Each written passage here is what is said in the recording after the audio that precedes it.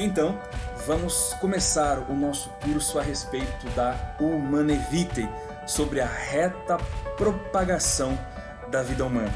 Acompanhe a cada detalhe, tome aí a tua caneta, o teu caderno, para que você possa aprender conosco.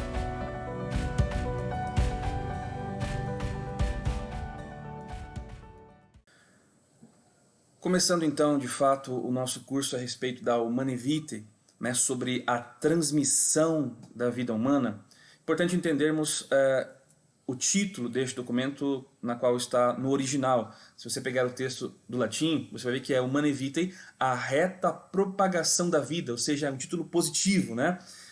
De fato, falando dessa missão, dessa vocação de propagarmos, de transmitirmos a vida humana, um chamado específico para o ser humano. Entretanto, se você pegar o texto em português, você vai ver que vai falar que é sobre a regulação da natalidade. Um pouco negativo, né? Mas o título original é a reta propagação da vida humana.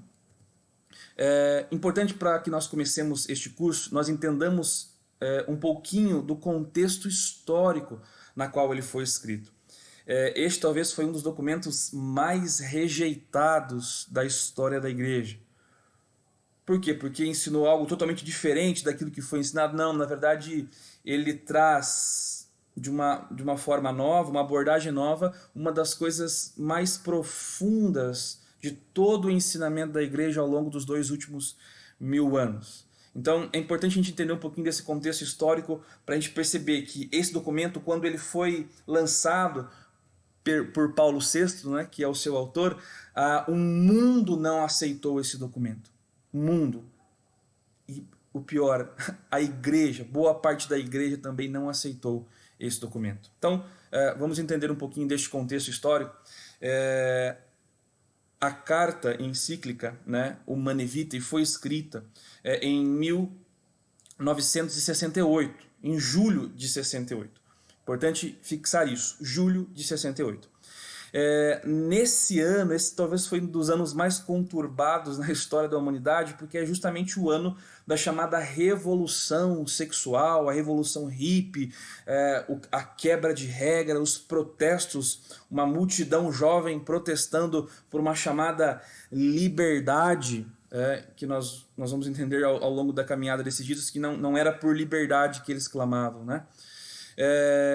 Então, um ano de muito conflito, um ano de muitos protestos em universidades. Uma grande universidade que ficou marcada neste ano é a Universidade de Sorbonne, onde muitos jovens ali, motivados por muitas pessoas, né, motivados por pensadores, foram protestar. Protestos de algumas frases que até mesmo nós conhecemos, né? Faça amor, não faça guerra, é proibido proibir. Diversos questionamentos, né, foram surgindo neste tempo. Era também ali um tempo onde dois pensadores mobilizaram o pensamento de muitos jovens. Simone de Beauvoir, né, que, digamos assim, muitos consideram como uma das mães do feminismo, e Jean-Paul Sartre, que vai trazer também base, digamos assim, filosófica para o pensamento de Simone de Beauvoir. Ele pregava algo que, né, que um mal ele só era combatido com um outro mal, e Paulo VI, que era o Papa neste momento, combatia muito esse pensamento, combatia muito essa forma de pensar, né? Poxa, se está acontecendo um mal, então com outro mal sobrevendo aquele mal vai sumir. E na verdade o pensamento da igreja e de Paulo VI sempre foi contrário a isso, porque sabe que uma resposta para o mal na verdade é um bem, e essa resposta é o próprio Jesus, né? Neste ano também, né, nessa década, estava sendo popularizada o uso das pílulas anticoncepcionais. Então, neste ano, naquela década, as pílulas anticoncepcionais estavam surgindo de uma forma ampla. A popularização da camisinha também como método ali, né, anticontraceptivo. Novas realidades, uma nova mentalidade conjugal. Ou o que é isso? Pais que já não queriam mais ter filhos, queriam apenas ter um relacionamento, mas que não queriam ter filhos. uma nova mentalidade conjugal. E veja, tudo isso ali em maio, por exemplo, de 1968, né, deste ano tão, tão conturbado, vai acontecer, digamos assim, essa grande revolução que sai na mídia. Se você pesquisar aí na internet, você vai ver, né, toda essa mobilização aí de uma luta aspas, pela verdade, pela liberdade, né?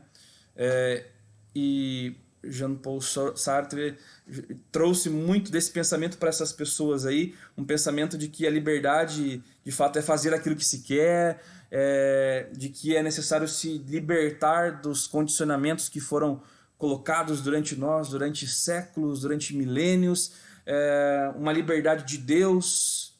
Então é isso que Jean-Paul Sartre também pregava muito, né? De que o homem, para ser livre, ele precisa ser livre de Deus.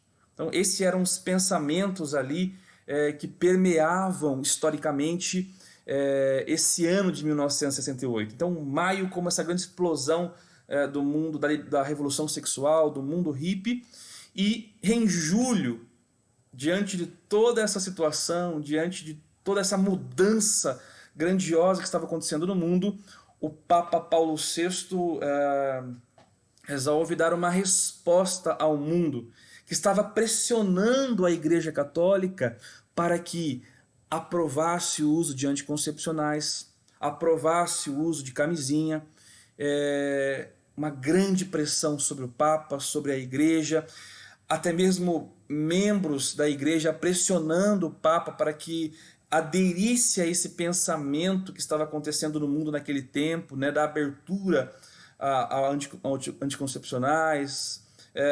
Outras igrejas também neste tempo, outras igrejas cristãs, haviam aprovado o uso dos anticoncepcionais, haviam aprovado o uso da camisinha e outros métodos contraceptivos.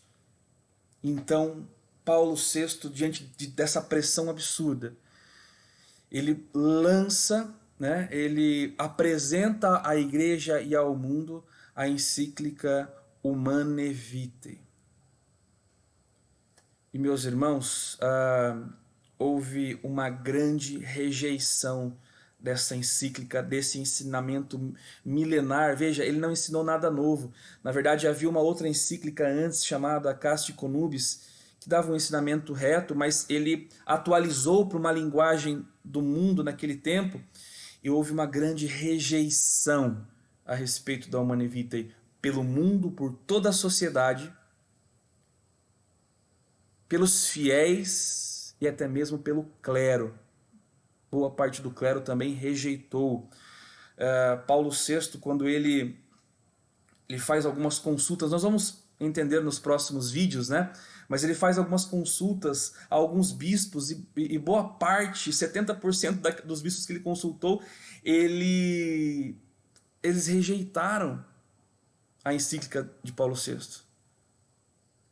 Mas mesmo assim, ele se manteve firme ao ensinamento bimilenar da Igreja Católica a respeito ao assunto e promulgou esta encíclica a respeito da transmissão da vida, chamada Humanae Vitae, para esse novo tempo que a humanidade está vivendo.